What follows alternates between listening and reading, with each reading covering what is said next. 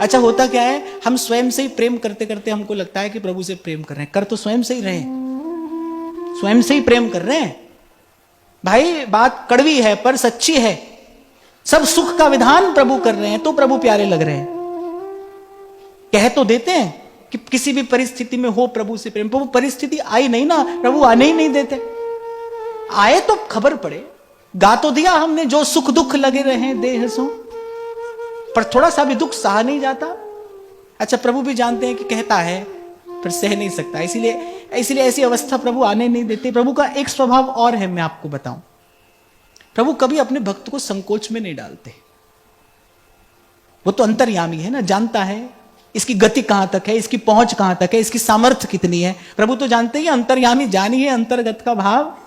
प्रभु कभी अपने जन को संकोच में नहीं डालते। हम बार बार प्रभु को संकोच में डालते हैं, पर प्रभु कभी अपने जन को संकोच में नहीं डालते। याद रखना है प्रभु का स्वभाव है।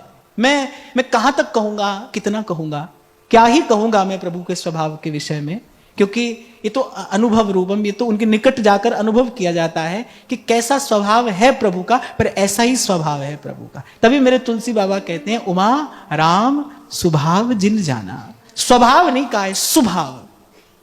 उमा राम स्वभाव जिन जाना, ताहि भजन तजी भाव न आना। इसलिए मैंने कहा भाई प्रभु से प्रेम करने के अतिरिक्त और किया ही क्या जा सकता है। एक कसौटी देते हैं भरत जी, कितना श्रम हम प्रभु से कराते हैं। आपको पता है, आपको खबर है कितना परिश्रम आप प्रभु से कराते हो। छोटी छोटी प्रार्थनाएं लेकर जब हम पहुंच जाते हैं, वो तो सुनते हैं, कहीं भी सुनते हैं, न कहीं भी सुनते हैं।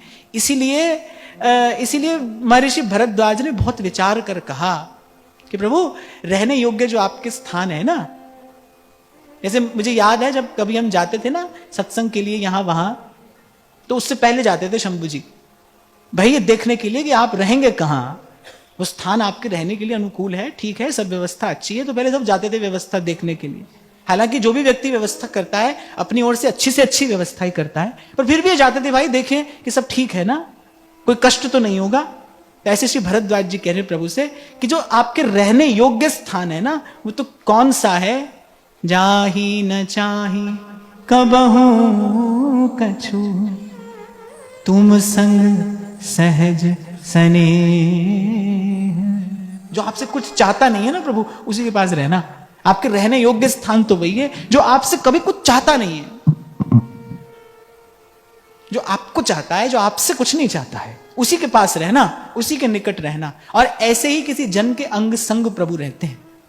आप देखो छोड़ते नहीं है श्री गोवर्धन नाथ श्री कुंभन दास जी को, एक क्षण के लिए भी छोड़ते नहीं। किसी ना किसी बहाने से आ ही जाते हैं उनके पास, किसी ना किसी बहाने से उनके निकट बने ही रहते हैं। क्या कारण है?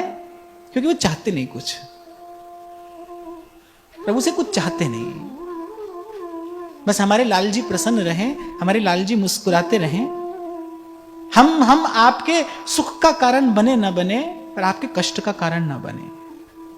ये कसौटी दी है भरत जी ने, जिस पर एक प्रेमी को अपने आप को कसना चाहिए। ये पहली बात जो श्री भरत जी के चरित्र चिंतन से हमको प्राप्त होती है, क्योंकि हम प्रेम के पथ के पथिक हैं, हम इस मार्ग पर आगे बढ़ रहे हैं। ये पहली बात इस चरित्र चिंतन से, ये पहला भाव रत्न हमारे हाथ आता है। भाई हमसे कोई ऐसी चेष्टा कभी ना बने जिससे श्री जी को श्रम हो।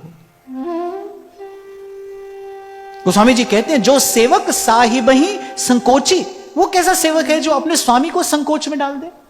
आपको बताओ, जब हस्तिनापुर में द्वारिकाधीश का वैभव देखा ना श्री विदुर जी ने, तो विदुर जी तो न्योता देने गए ही थे, वो तो कब से प्रतीक्षा कर रहे थे, कब प्रभु आए हमारी कुटिया में पधारे। उनको तो कब से इस बात की इच्छा थी।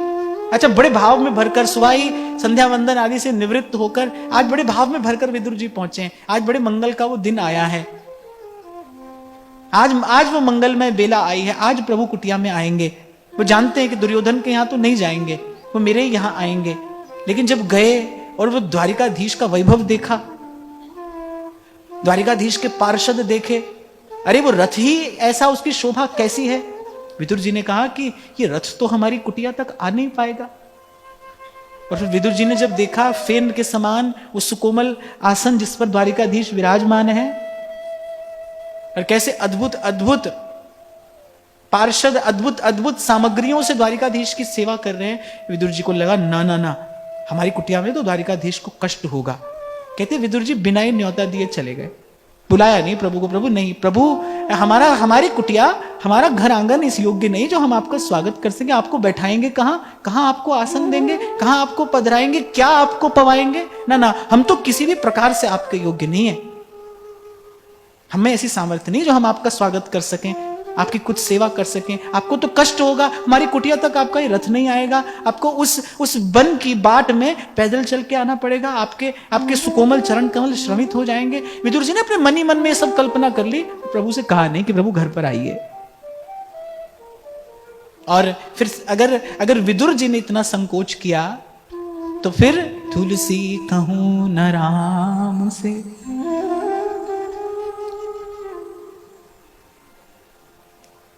साहिब सील निधान। अब पता नहीं विदुर जी कौन से रास्ते से गए और द्वारिकाधीश कौन से मार्ग से, पर विदुर जी से तो पहले ही द्वारिकाधीश पहुंच गए।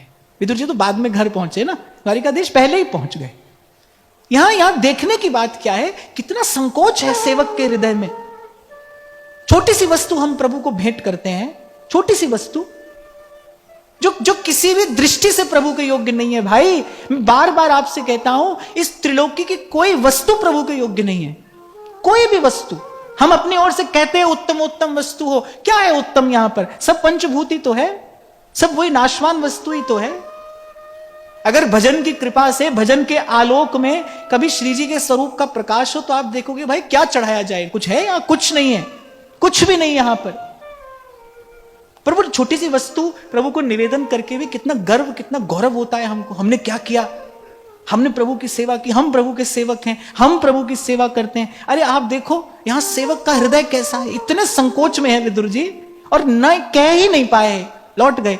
बरसों की इच्छा थी, ये तो बरसों की इच्छा थी, कभी द्वारिकाधीश कुटिया पर आए, कभी निकट से बैठकर हम उनका दर्शन करें, कभी थोड़ा सत्संग प्रभु से हो जाए, प्रभु के दो बोल सुनने को मिल जाए। कब की इच्छा थी, आज जब समय आया लौट गए। ना भाई, तो प्रभु को कष्ट होगा। हम कैसी कैसी बात प्रभु से कहते करते, कितना कष्ट नहीं तो श्रम तो प्रभु को अवश्य होता ही है ना, श्रम होता है।